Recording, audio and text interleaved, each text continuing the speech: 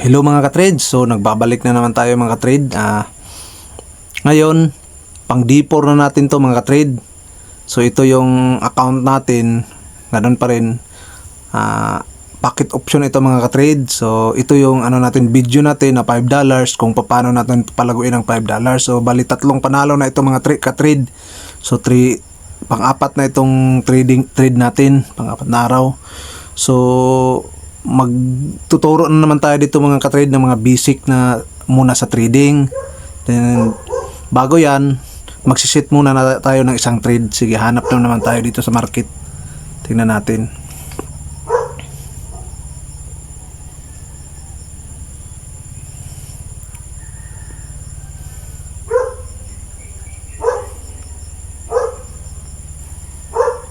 Siya mga ka-trade kasi may aso na tumatahol.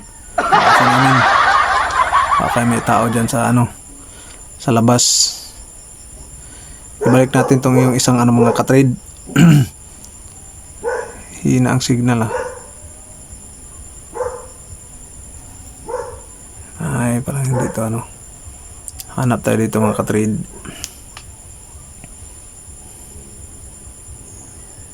Tingnan natin. Ay, ganun pa rin ang mga ka-trade, market consolidation pa rin mga ka-trade, kagaya ng baka makahanap tayo ng magandang timing. Medyo mahina ang signal ngayon mga ka-trade. Naglo-loading siya. So try natin ito. Maganda sana ito mga trade, pero parang nagko-consolidate siya. Hanap tayo. Makakita rin tayo dito ng magandang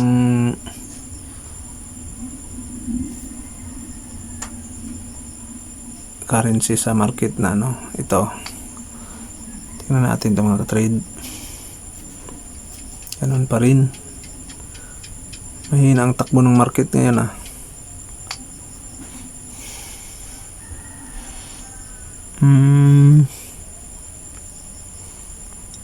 Hanap pa tayo. Ito.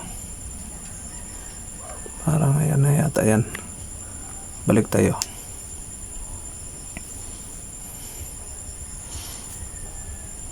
Yan na.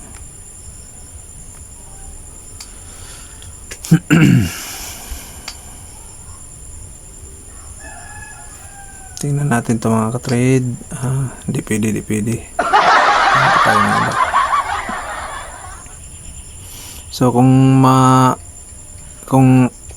makikita nyo mga ka-trade, tingnan nyo yung natin, 7.36. Yan ang previous na natin, balance nung D3. So ito, pang D4 na ito. Yan, tingnan natin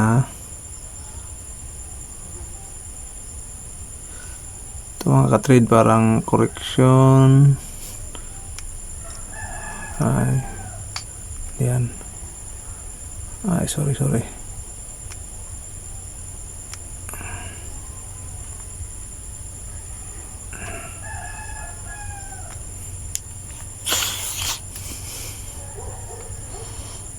Ito, tuloy-tuloy ang downtrend niya.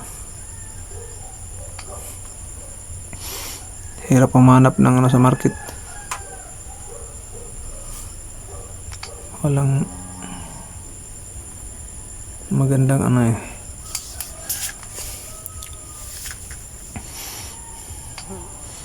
tuloy-tuloy ang niya.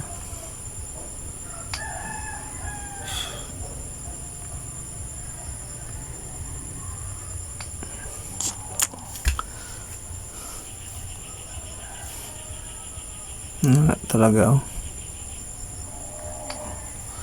wala tayong makitang magandang halos puro consolidation.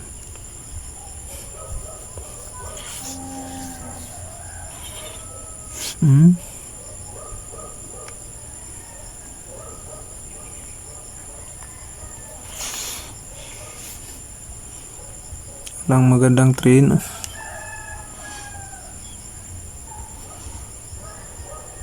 Ito sana, nalay tayo. Biglang nakita natin to kanina. Pero late na tayo dyan mga ka-trade. Hindi na tayo pwedeng mag-entry kasi na-hit na niya ang resistant level. Hanap tayo ng magandang timing.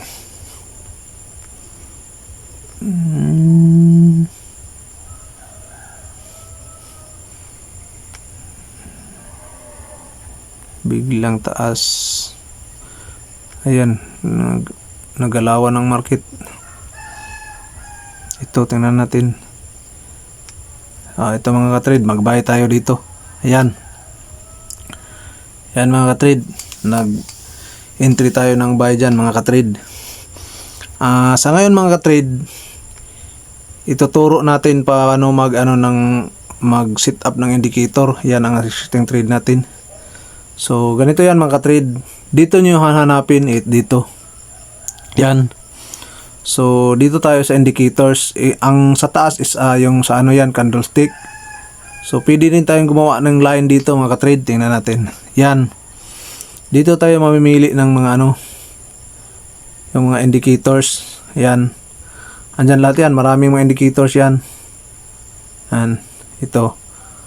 Maraming pwede mong dyan. Yan ang mga indicators. So, sa ngayon mga ka-trade, ang ginagamit natin indicators ito. So, i-show natin. Tapos, edit. Yan. Yung zigzag. Zigzag na indicator. 312.3. Yun ang natin, numbers na ilagay. Tapos, yung sa kulay mga ka-trade, kayo na ang ng kulay. Ang nilagay ko na kulay is yellow. Yellow ang nilagay ko na kulay niya. So, tingnan natin yung trade natin kung ano na ang status. 8 minutes na lang mga ka-trade. Tingnan natin kung maano ba yan. Parang di tayo siguro mananalo mga ka-trade. Ayun.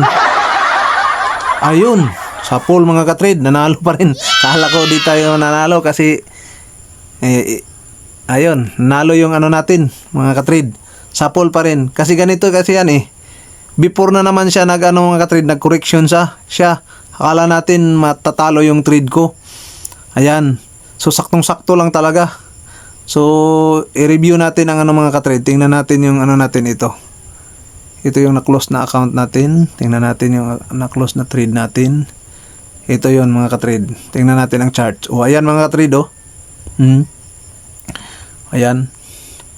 Saktong-sakto pag in yan mga ka-trade, tumaas. Dito tayo nag-entry mga ka-trade. Ayan, kung makita nyo dyan, nag-entry tayo tapos bumaba siya. Bumaba. Pagkababa niya, bumalik. Saktong-sakto lang talaga mga ka-trade. So, nanalo yung natin. So, profit siya ng 0.92. So, kung makita yung balance natin is 8.28 na mga ka-trade. So, na-hit pa talaga niya. So, kung yung trade natin mga ka-trade, i-review natin mga ka-trade. Kung ang time frame natin mga ka-trade ito, natin mga ka-trade tingnan natin. Kung ang time frame natin is nasa 1 minute lang, sa pool tayo mga ka-trade. Kasi bumaba siya Sa pool tayo dyan. So, sa situation na yan, ayun, panalo pa rin ang trade natin. So, balik tayo dito mga ka-trade. So, ito ang usually ginagamit ko na maraming ginagamit ko na indicators. Di muna ako nag-change ng indicators kasi day 4 i-explain muna natin kung ano tong mga indicators na to. So, dito, yun ang sinabi ko kanina, yan, zigzag. Ang zigzag, ganito lang ang ilagay nyo na number mga ka-trade. 5, 12, tapos 3. Tapos sa kulay, yan, yellow ang nilagay ko. So, yan, makikita mo mga ka-trade, itong yellow na nagsigsag siya yan. So, dito naman sa isa, dito, Kittner channel, ang EMA period natin is 20, 10, 2. So, ganyan lang, sundan nyo lang yan mga ka-trade. 20, 10, 2. Tapos, ang style niya, pwede kayong gumawa ng style. Ang sa akin, yan, ganyan lahat ang kulay na nilagay ko, tapos yung background is white. So ito yan mga ka-trade, ito yung tatlo, kung makikita mo ito yung tatlo ano natin, yan, yung tatlo pareho ng kulay, tapos yung background niya white, yan yung tatlong yan yun. So dito naman tayo sa stochastic oscillator. Ang ilagay mo ninyo sa key period mga ka-trade, yan lang din, key period, D period. So sundan nyo lang yan mga ka-trade, 1433, tapos SMA, yung moving average niya. Yung moving average na nilagay ko SMA. So yung kulay mga ka-trade, sa key period blue, tapos D is orange, tapos light green, light green, tapos yellow. So yan, ito yung nasa baba mga ka-trade. Itong para yung light green, ito mga ka-trade, ito natin, palakihan natin mga ka-trade. Yan, itong sa baba, yan yung mga ka-trade, kung baga yan yung yung resistant label. Tapos itong sa baba, ito yung support label mga ka-trade. So at ito naman yung key at D period, itong orange at blue. So ang tinitingnan natin dyan mga ka-trade, ganito yung tinitingnan ko dyan. Bigyan na lang kita na kayo ng ng kumbaga idea kung bakit paano siya tingnan. Pero sa ngayon, tinuturo ko muna kung paano siya set up. Paano set up yung tatlong indicators. Pwede kayo naman gumawa ng maraming indicators mga trade. Pwede isa lang. Depende na sa inyo. Ang tinitingnan kasi natin dito, tatlo ang nilagay ko. Pwede namang isa para hindi kayo malito. Pero ito tatlo, para tatlo yung titingnan ko kung okay ba ang natin. Kung balik tatlong possible na takbo ng market. Kasi ito nga trade, pag nasa na ito, lalagpas na ito dito sa lalagpas na dito sa kumbaga sa taas niya, yung sa niya, sa support, sa resistant level, doon na maghahanap ka kung tukma doon sa candlestick at dito sa isang natin, itong sa Kittner channel. Kung magtugma na siya doon, at tapos yung zigzag dito na, yung makita nyo itong green candle mga ka-trade, nandyan na ang nandyan na yung niya. So kumbaga nasa na siya, resistant level. Pag nag-cross na yan ang dalawang, yung orange at blue mga ka-trade, pag nag-cross na siya lang ng landas, tapos bababa na siya, yun, magandang na yan, signal na mag going down na yung market. So vice versa naman mga ka-trade, pag na-over na siya, dito na siya, lumagpas na siya dito, signal na yan na tataas ng Kaya nito mga ka-trade, kung makikita nyo dito, yan, kung makita nyo, andito na siya sa ito mga ka-trade, lumagpas na siya sa pinakababa, tapos nag-cross siya dito, makita mo, nag-cross siya dito, ayan, tumuloy na siya, nag-correction siya, tapos tuloy-tuloy na ang angat niya. Ayan, yan mga ka-trade.